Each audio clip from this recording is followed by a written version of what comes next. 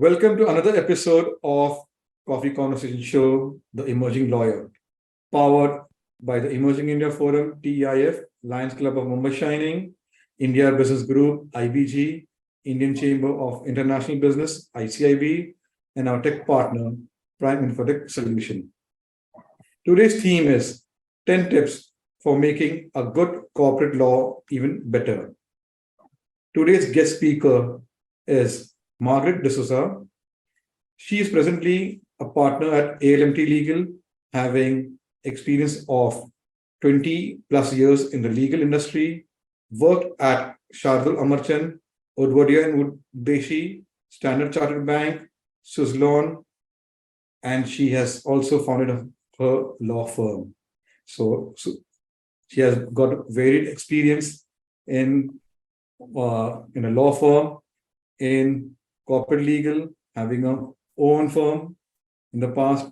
So welcome, Margaret, to this Coffee Conversation Show. Thank you, Lion. Thank you. Happy to be here. Pleasure being here. Yeah, I just wanted to explain your format. It's divided into three parts. First part is your professional journey. Second is the personal journey, and a rapid fire round, that is surprise round. So let's begin.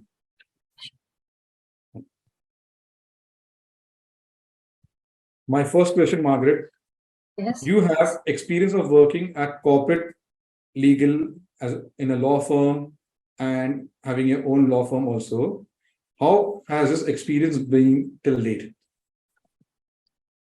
So it's been a great experience. I've always been slightly in love with the law, and I always wanted to be a lawyer. And you get to do many things. You learn so much. You tend to mix and mingle and discuss with the finest minds in the country. I've gone to the Supreme Court, the MRTP Commission, the Competition Commission, the lower courts, and I've also done a good amount of corporate law. So I think I've had a fair mix, and it's been a wonderful journey till now. Wow. So it's been really great. So share some milestones in your this 28 plus years career. We would like to listen to your milestones which you have achieved, because Supreme Court, so many things. Supreme Court, we are not aware. So there have been a huge number of milestones you must have built up during this 28 plus years. I'd like to listen to them. Of course. So I think the first significant milestone, I will say, was one of the matters which was argued before the special court in the early days of my career. I mean, the special court was constituted under the Special Court Act. It was done for the purpose of the scam matters. And usually in Bombay High Court, you tend not to, at least in the early years, you don't get to hear or argue a matter from start to finality. But because it was a special court, and you argued the entire matter. So one matter which we had briefed Khatu Cooper, who's a senior counsel in the Bombay High Court, and I supported him. I mean, I was running it along with Mr. Cooper, and I think it was the client was Standard Chartered Bank. And at the end of the matter, this matter was argued day in. I mean, you brought in witnesses, you prepared for the witnesses, you argued the matter, filed our written submission. So, in 1997, barely 3 years down, I mean, I just finished my law, and to get to see an actual trial from start to completion, leading evidence, leading, documents, everything, that was a remarkable experience.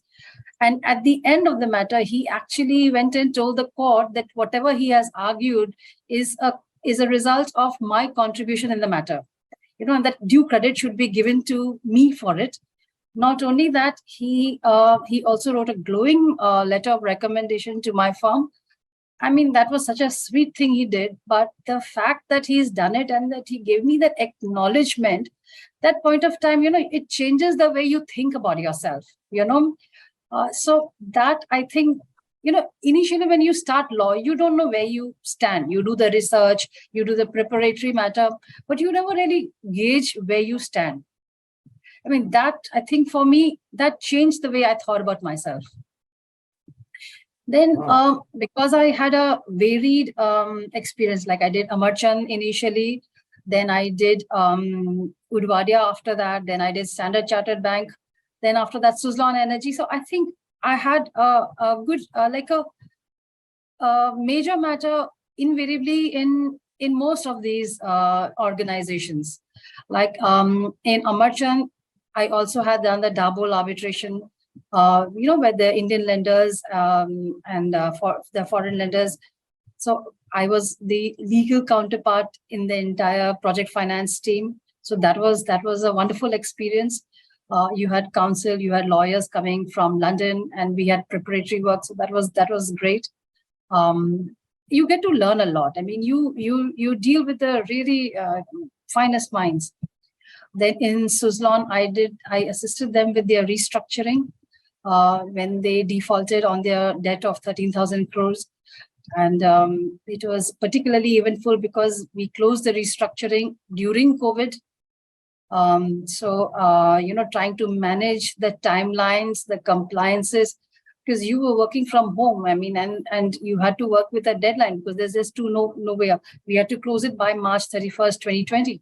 So managing everything. So that was a huge thing. It was a huge learning for me. Wow. And then, of course, initially, because I had a corporate law experience also, I helped to set up the Tata Mutual Fund, the Kotak Mahindra Mutual Fund, and a lot of the mutual funds that you see today. I mean, I was instrumental in setting them up. So, I mean, when you see your work, in real life, I mean, like actually happening, it gives you a different kind of, kick. Yeah, I agree. So much of experience you have built up and milestones. My next question will be, I've watched a serial of Suits where there is a lot of the team is under pressure. Does it want to build up a scenario over here, since you have worked in corporate restructuring and all those things? Do we see similar to Suits happening at law firms? Team are working under same type of pattern, or what is it?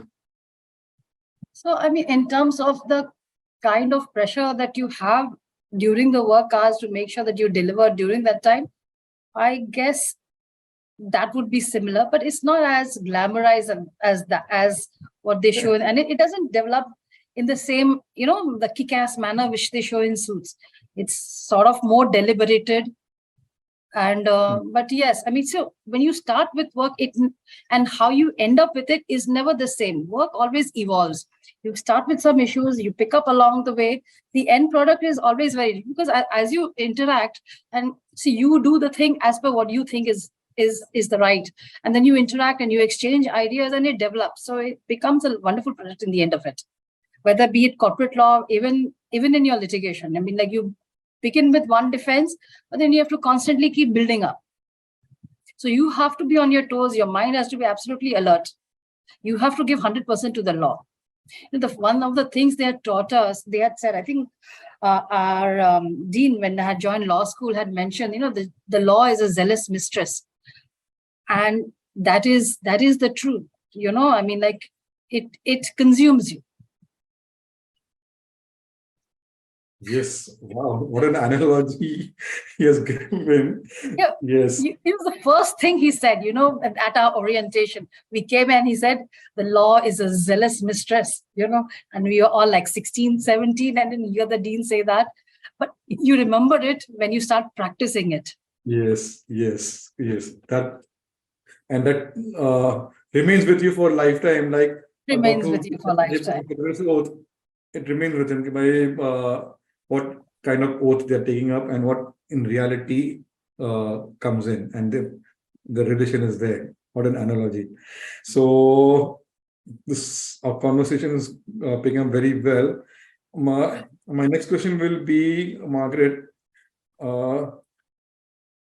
any challenging case you have faced where you were seeing but there will be it's not progressing as per your requirements, and how have you handled it comes up in the client's favor, and what was the strategy then? Sorry, just can you repeat that? Any challenging case where there will be the case is not going according to the client's requirements, and we'll have to have some strategy come up. It goes. There is a win-win situation. Yeah. So as I mentioned earlier, Lanny, so you have to constantly keep your mind absolutely alert, because see, the matter will always begin with one thing, but no one wants to. The both sides will try and put pressure to make sure that their client wins the case. So there's always something which will pop up. So you keep your head about you, you keep your wits about you, and you make sure that you're prepared. So when you prepare, you don't just prepare for your case. You always think of what the other side will think of. What can they possibly contemplate? What can they possibly do? So you prepare knowing all that. You're ready with that side even when you begin. But still, you will still be taken by surprise. So you have to be just absolutely alert.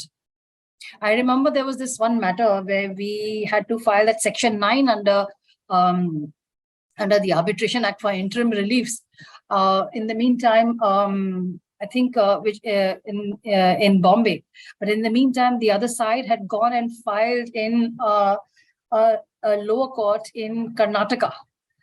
And there is that Section 42, if I'm not mistaken, Section 42, that once you go before one particular court, then, all your interim applications necessarily have to go to that court. So then to brief lawyers in that small remote town in Karnataka, you just had to, you had no choice. But then I remember one of my colleagues had to travel by helicopter to reach that place.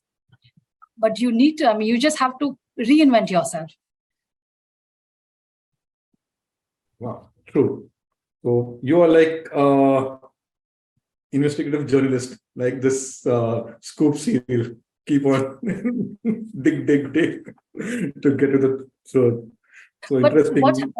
But what happens is, once you get into the practice of law, and because you're always on a different intellectual plane, because it's not just your mind, right? It's the collective mind of the firm, of everyone else. So you think differently. You always think differently. It's never you. It's always a team which works. And I started my career with Amarchand, and they used to have this Saturdays was only for discussing updates of the law. Then there was always a team member doing the research and apprising everyone what was happening with the law. We made sure that we looked at the newspaper, found out everything relevant to the legal field, whatever is relevant to your practice area. We ensure that we were updated on that. So you like a team, we worked, and it was great. Wow. So working in a team with inside there are different types of teams. In your office, when you're working with the council, you're working with different people. What is the secret recipe of maintaining a healthy working relationship with different mindsets, different cultures?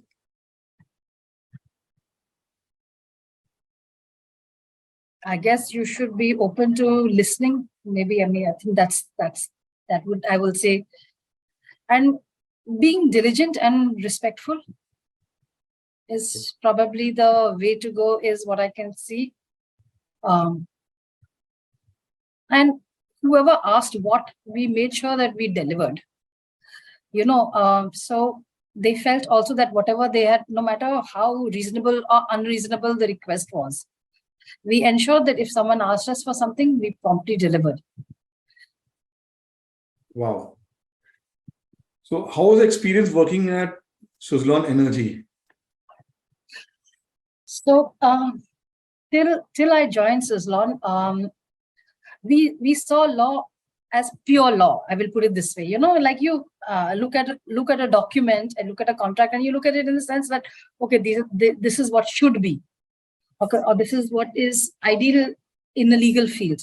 But when I joined Suzlon, you can't see law in isolation. You have to see as it applies to a company. Now, their requirement may be different. You may be having the perfect legal document, but it won't work. it won't work because the business requirements are different. So what I learned in Suzlon is commercial law, applying law to commercial principles. So law not just in isolation, but how it is applied. And that was a great learn. So you look at the more business side of law rather than law for the sake of it. Wow. Now coming to my next question will be, you co-founded your law firm, Activist Law Partners. This word is very appealing and unique. So how was your startup journey, and then what prompted you to come back to law firms, giving up this being an entrepreneur and working in a law firm? So the thought was always there at some level in my mind. I mean, it was always there. I mean, I always thought that, one day I will. Because, once you cross a certain age and certain amount of experience, I mean, we came into the legal field with zero legal background. At some point of time, you knew that you also had to give back and develop some young minds to come to or reach a particular level. I mean, I guess it's that for every field. So that was always there. But starting Activist incidentally means emerging, upcoming, uprising, something like that. So that's how we had thought of Activist Law Partners. So a former classmate of mine and we were discussing, and at least started more of a practical reason, because it was difficult to manage, in-house work with, a 6-day work schedule, and you have your family obligation. So we were looking at something for a work-life balance. I mean, you have growing children and you can't ignore those needs as well, right? So that's how it started. But it was challenging because we looked at starting it at the COVID time. So, you couldn't meet anyone, you couldn't do, so you were constrained. I mean, and even if you were hiring anyone, I mean, they had their own situations and their own issues, their own illnesses to deal with. So I think that was a little difficult coping during that time. Okay. So my next question will be, Margaret, what are skill sets required to be a successful corporate lawyer? One, you must read a lot. You must stay updated. That is something you must do. Logical thinking, diligence. These, and to some extent, I think you need a good mentor. You need a good boss. Someone who will train your mind to be what you can be. So I think as a young junior, I will say read, be diligent, complete your work, because nothing upsets a senior more than someone not finishing their work or taking it casually, taking it lightly. And no one expects you to be a rocket scientist at that age. But what you should do is you have to have that interest in it. You have to make sure that you complete your due diligence, make sure the work is done on time. And sometimes the seniors are busy. So remind them, make sure you close, speak to the client. You need to kind of wrap up all loops.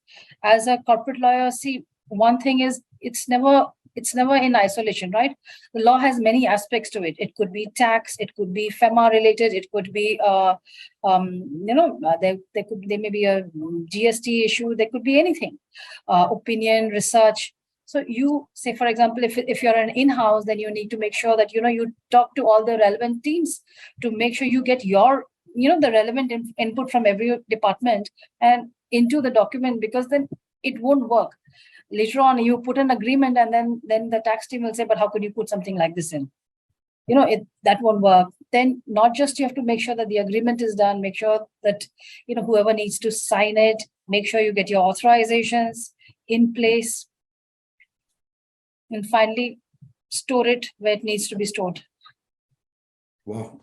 Superb tips you have shared. So any upcoming lawyers want to become a corporate lawyer, you have the tips shared by Margaret. My next question will be, Margaret, how has corporate law evolved from the day you have joined law firm, when you joined the legal industry till date? How has it evolved? So it has definitely evolved. I think once the new economic policy had put in place and you had that, a lot of sectors started opening up, you had FDI guidelines, the more sectors opened up and you brought in for foreign investment. There was more work developing in each area as it came. I mean, you had the .com, you had NBFCs. Today you have aviation, you have telecom sector.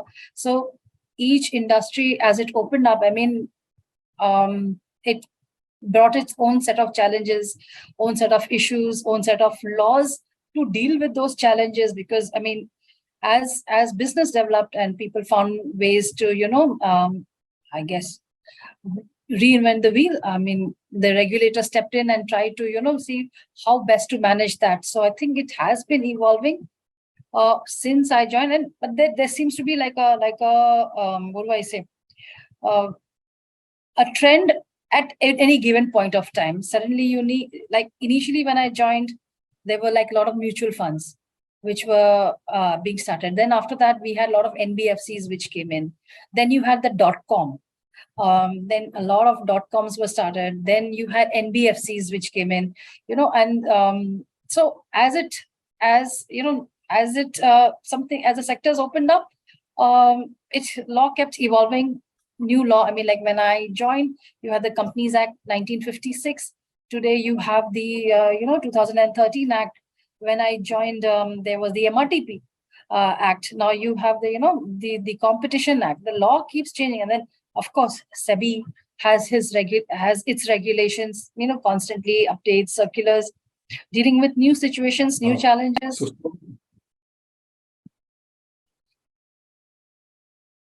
So India has evolved from where we were and where we are. And yes. Yeah, I think the FDI specifically, once they started opening up the sectors, is when more things started to grow. And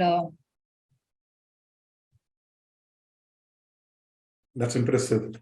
My next question, Margaret, will be, as law keeps changing, technology plays an important part. So which technology has impacted in you during your this legal career? So initially when you researched, you looked at those big fat books to research. You had the CPC, which was in 3 volumes. Then you had Companies Act, which was in 3 volumes. I mean, today you have information on a pen drive. I mean, you have Manupatra, you have SEC online, you have everything available. I mean, you can complete your research and do a good job of it just sitting today on my laptop. So that's on the corporate research part of it. I mean, any judgment. And if you look at it, I mean, like today, if I want to find out what is happening in a Chennai, not even a Chennai court, in some other small court district court in Chennai, I mean, I can look at e-courts and find out which order was passed, what is the status, not just sitting. I mean, like on a pan-India level, you know what is going on where. Orders are updated. There's e-filing. During COVID, you had e-hearings also,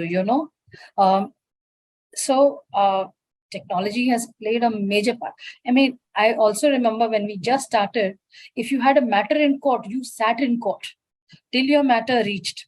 Today, you see the online board, you go to court only when your matter is about to reach. I mean, you can sit in the office and check the board. I mean, everything. There's also things like lawyer services. You can, all your matters are tracked. You get your mail updating you on which is the next date.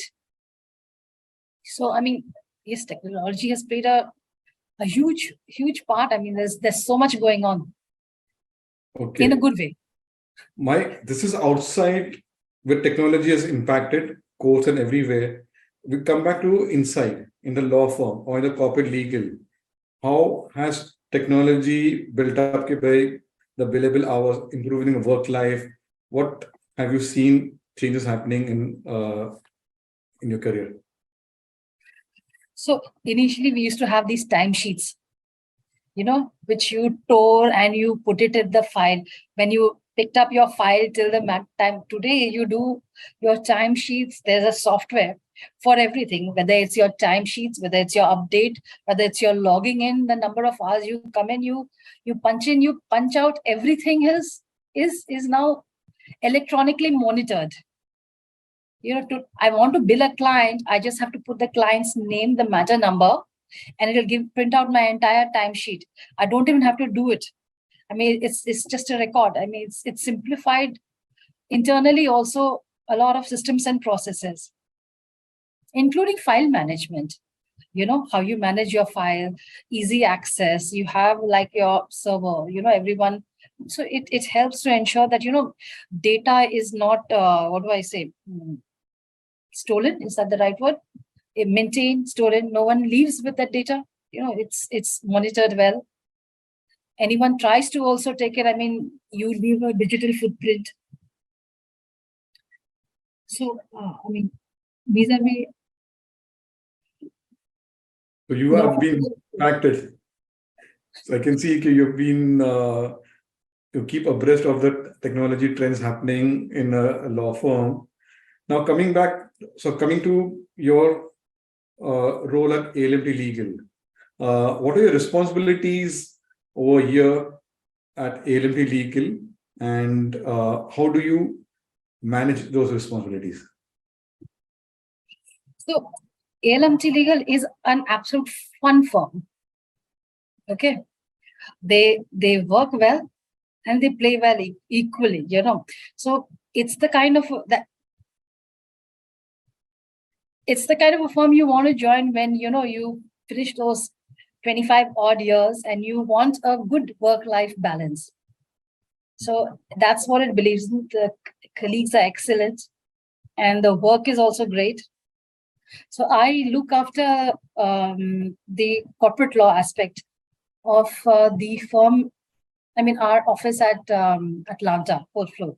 So all corporate work comes to me, be it anything. So, and we have a varied range of work. You have not just power projects, then you also have documents. We're doing takeovers, you're doing, acquisitions, you're doing M&As. So the works, I mean, and it's a good fun firm. Wow. So happy to you. If there is someone wins an order, then we celebrate it. That it's that kind of a firm. So, friends, we're coming to an end the professional journey of Margaret. Now, let's look out for the personal journey. Margaret, legal professionals can get a burnout. So, what is your strategy to avoid burnout, work-life de-stress? What do you do? So, when you're in office, deal only with office matters. Don't try and intermingle and juggle both. I mean, unless there's an emergency or something, I can understand that. But you do that. When you come home, you make sure that you focus on your family. You give time. You give your dedicated hours to your family. And that point of time, don't juggle. Don't bring in the work aspect again. So you have to keep, to some extent, both separate from each other and make sure that you give devoted and dedicated time to both. So say, for example, if I have a dinner plan with a friend or with my family, so I have work to do, then I will make sure that I go for the dinner, I come back and I'll complete the work, so that you give the time to both. You have to find that way. Yes, you have to find a way. Wow. You have to give, and see, you have to be fair to both. You can't, and also to yourself. You also need to kind of live a little. So you make sure that you do your work during your work hours. You do your family time. You give yourself that me time because you need that me time. Okay, so my next question will be, What do you do in your me time? So my morning hours are my me time, like I do my own thing. I will listen to some music, I will exercise, I will go for a walk. Usually I'll go for a walk with a friend. So because sometimes it's difficult to keep yourself motivated to go for a walk, So then I go out, then I chat with her as then, that first 2-3 hours, and then I begin my routine. So my first 2 hours is my me time. So I listen to music, I have my coffee, and I do my walk, I do my exercise, or I could do my yoga. Wow. Okay, interesting things you do. Who's your biggest supporter in life, Margaret? I think me, myself. I can't say anyone is the biggest supporter. I mean, I have support from everyone, my friends, my family. But I think you are your biggest supporter. You have to push yourself. You have to motivate yourself. I remember there was this line from some movie. I think Meryl Streep was in it. I cannot remember which one. Is that I want to be the man I want to marry, is what she says, or something like that. So, you have to be your own person, your own God. Make sure you are doing it right for yourself, and you do it right for others accordingly then. Wow. I'll look out for this Meryl Streep for you. I sent you the exact words. Yeah, it's very interesting. And Meryl Streep is a very good actress. So, okay, that last in my rapid fire. You're giving some more creative to be. Okay, yeah.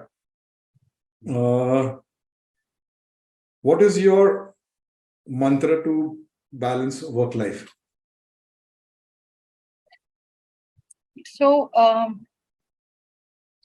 see, I always wanted to be a good human being as also being a good lawyer. So I think I should give the best of not just in my personal, but in my professional life also. So that's the mantra that I've followed. Wow. Margaret, you're given 28 plus years to the legal industry. What memories do you want to leave behind so they remember you?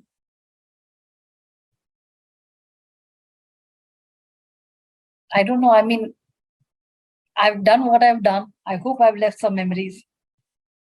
So, something you want to pen down, something you want to, there are many things which you will be leaving in a mark for the new generation which will be coming in. So I will say this for young lawyers. So when I worked, I mean, like they used to tell me that you get into the skin of the character, so I worked with that commitment when I worked. At that point of time, I saw nothing else, So I hope that I have contributed to my best and gave that moment my 100%. I think that is what I will say. That moment is, you just need to live it. And do what that thing deserves and needs. Very good, very good. So, Margaret, my next question will be, who has been your mentor in your early days to guide you in this legal industry? So I won't say I had one mentor. I had many, and for me, it's very important that I respect the person I'm with. That person must intellectually stimulate me. Otherwise, I will get bored of that situation. So when I joined, I had Mr. Cyril Shroff. I mean, he's brilliant and a great lawyer. So, and the way his mind would think, the way he would, crack a situation or, look at tell you the exact things. So I think intellectually, he was so superior that, that you strives to be like him. Then I worked with Mr. Bharucha. He had great systems, great processes, so methodical. I mean, and he said a lot of things without saying too much. His documents were pithy, but they were so, well structured, well documented. So from him I learned to draft. From him I learned processes, systems, how to manage my work. I think when I came, I think I was, I came from a small town, not that focus. He taught me that, at that point of time. Then I think when I joined Suzlon Energy, I had Anup Khatri as my boss, and he is a brilliant lawyer, absolutely brilliant. Be it you give him any situation, he will give you another level of thinking. His understanding of commercial law is great. So, I think all of these people were my mentors in many ways, inspired me in many ways. I looked up to them to be a little bit more like them. And then you find your own way out, Wow. So many people have impacted you. Now, my another question will be, what is the role of social media in a law's life? How does it impact? So I think I'll say it this way. Network is your net worth, Today, I mean, you have, everything, especially post-COVID. Almost everything is done through some digital platform or the other. I don't even remember anyone buying newspapers. It's now everything is online, So I think social media definitely has a significant role to play. And yeah, that's what I would say. You're the discovery for Coffee Conversation through LinkedIn. That is the power of LinkedIn. That is right. That is right. I'm very happy to. That's why I made this question to tell the people. LinkedIn is a very powerful network, and we have a surprise guest speaker, Margaret Dsouza, discovered through LinkedIn, and we gratitude to LinkedIn to get that's Margaret right. as a speaker. And it's been lovely knowing you all, Yeah, thank you for that. So my last question for the personal round: describe Margaret in one line. Okay.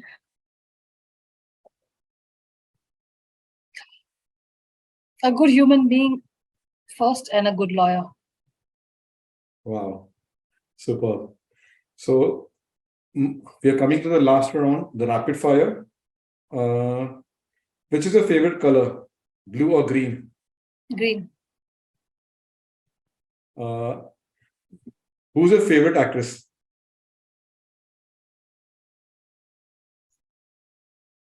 Meryl Streep. I knew that answer. I was thinking Jennifer Aniston, Meryl Streep, and I went with Meryl Streep. Both in their leagues. Indoor or outdoor person? Both. I can see that. Creative ways of spending time. Creative ways of spending time? Yeah. According to you? Music, reading. Wow. Going out, movies. Wow. Okay. You're a beach person or a garden person? I'm a beach or garden. You like beach or garden? Garden. Okay. So, friends. I like green, you see. Okay, that's how you go for walks and everything. Yeah. So these were questions made with rapid fire. Is we devise some questions, and during the coffee conversation we add one or two questions depending on how the conversation goes across. So I had made it was fun. Questions before only. I don't know you, but I don't know how I got inspired to ask you these questions. So it is all divine. Yeah, Jesus helps me. Yeah. So, friends, this was a wonderful conversation we had with Margaret Dsouza. Do watch this conversation on the Coffee Conversation show on YouTube. There are several episodes with different leading subject experts. and anyone wants to become a guest speaker, you can connect with our team. We'll share the details on LinkedIn, on our social media pages also. This conversation was a heartful conversation, which I had really enjoyed. It was coming from the heart between me and Margaret, and I have loved this every moment. So stay safe, enjoy your weekend, and we shall connect with you with a different speaker on our coffee conversation. Thank you, Margaret. You. Pleasure was mine. Yeah, I'm just. It was a lovely time. I've loved the discussion. It was more like a friendly chat and a lovely informal setup. Thank you. Thank you for that. I hope I inspired any one person, in some way, because we all come from a non-legal background, right? So, you try and do your bit for people who also come from similar. Say it's easier for someone who has a judge or a lawyer in their family. It's always more difficult when you come from a non-legal background. Yeah. Thank you, Margaret. I'm ending this conversation. My pleasure. Connected. Just hold on.